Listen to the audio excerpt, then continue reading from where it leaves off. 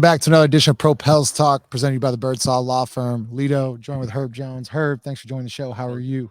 Great. I'm great. I'm glad to be on with you guys. So, 4 years, $54 million, on an incredible, well-deserved extension in the offseason. What's it mean? What's that mean to you to basically stay at home in New Orleans, the team that drafted you? I mean, it's everything. To sign an extension. I mean, the city that drafted you. I mean, it means everything. I got. It's so many people to thank, especially the fans, because I think they play a huge part in, a team wanting to keep someone. And talking on like my end, just wanting to stay. Like I felt at home in New Orleans, so once the talks were going and they asked that I want to stay, like it was a no brainer. Like I wanted to be here. Yo, you said we here with Herb Jones. I'm saying we here with the future defensive player of the year. Do you feel like you're the best defender in the NBA? You Sure. Okay, cool. What I also want to know, what are some of your other favorite defenders in the league? I like Jaden McDaniels, Mikael. Mm-hmm. Uh,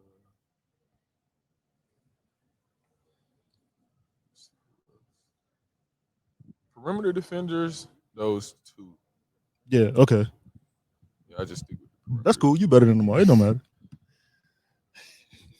I'll let you say that. So I can do my job.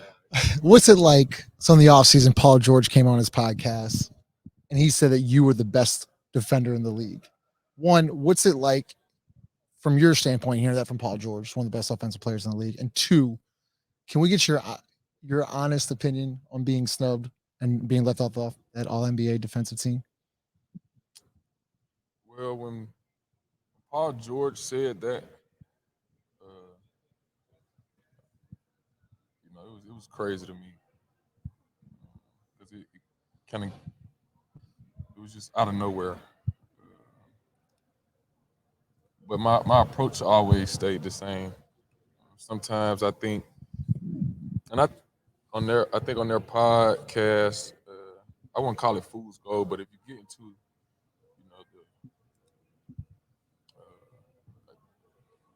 the hand like the praise Mm. too much, I think it kind of clouds Mm. your your work habits. Like you might think you're better than Yeah. what you are, and I just always tried to stay even keel. Like it was great that PG felt that way, and of course I feel the same. But at the same time, the awards, accolades, like all of that is out of my control, and I really don't care Pay about it. attention. Fair. So look, in the last couple months of the season, we saw a scoring uptick from you. You shot, I think, like 41% from three in March, and I think in April it was like 60%. Um, is that something you think you continue moving forward into next season? And like, what changed in the game and your approach to the game for you to see that? I think it was just me trusting in my work.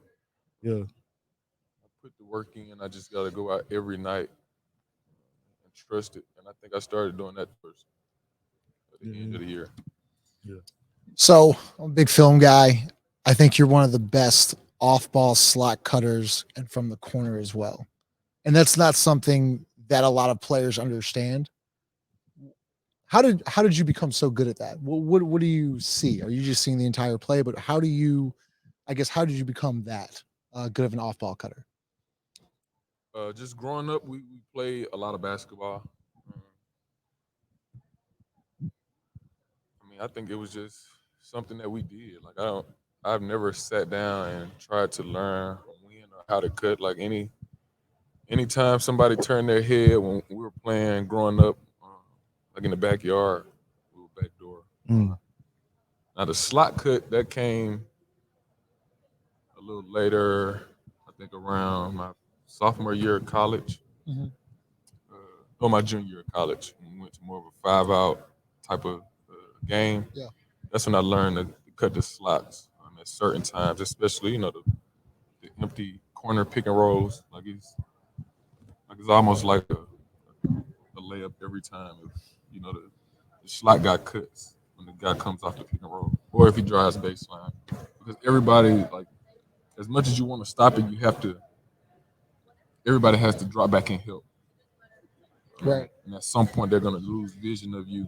And that's when there's one moment, I think it's early on in the year. I think y'all playing the Hornets. I think it's like a one possession game, and you back cut from the corner, and Brandon finds you. I think it's an and one. Yep. And you're really good, not only with Brandon, you're also with Zion. And those are two guys that drive and cut. And so I think it's just interesting the way you see the game, and that you're always, wanting to move. Is that something, I guess, last year, there was those moments where you're stationed in the corner, you like cutting off and just being a movement guy. Yep. Yeah. Always just try to, if we're standing still, it's easier to guard. Mm-hmm. Anybody can go out and guard people that's just standing around. But if we move, you may not get the ball, but if I cut, somebody else may be open. So that's what I try to do anytime I'm out there.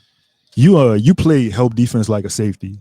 You do a good job of like baiting guys into thinking that a passing lane is open and nothing is really there. Did you play football growing up? And was there any you basically like played basketball like Ed Reed would play football? Is that one of your influences? Yeah, man, I'm good at this. It's crazy. Nah, but for real, like you really do. Like you have this bait and switch type feel for the game. Ed Reed was like my favorite player. Like I would watch his highlights all day. Yeah. It shows. It shows. But I think a lot of what he did was just believe in his instincts, like trusting the move that he would make when he's gambling out, Right.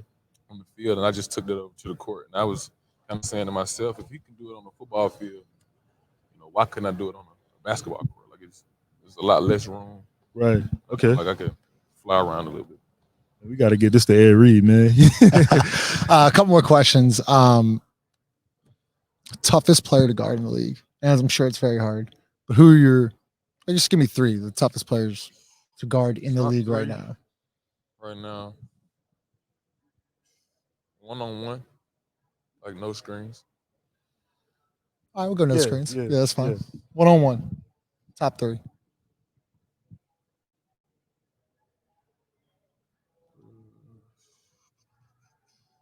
Kyrie, KD, Giannis.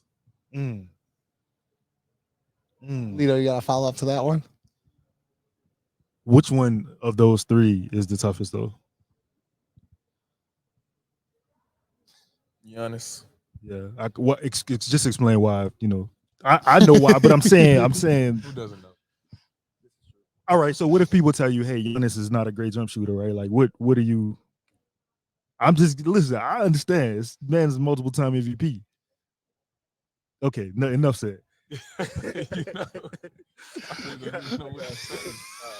Listen, in my closing scenario, like in the game, you play small ball five, kind of like Draymond Greenish, right? Like you have point guard skills. You play point guard. Is that something that you would embrace going forward? Is that something you're interested in doing? I mean, as long as I'm on the court, like I'm happy. Yeah. I don't really care where they need me to play. Like wherever they need me to be, I'll be. Gotcha. Cool. Herb Jones, Lito, thanks for the time, man. Appreciate you. Yes, absolutely. Presented by Crystal Hot Sauce. Company Burger is the official burger of Propels Talk and Boot Crew Media. Located at 4600 Ferret Street, Company Burger has been locally owned and operated for 11 years.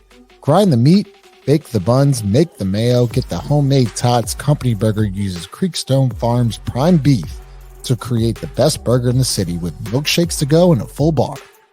Company Burger is open every day besides Tuesday from 11 a.m. to 10 p.m. Can't make it out? No worries, we have you covered. You can order online right now at thecompanyburger.com or check them out on the Toast or Uber Eats app. Company Burger.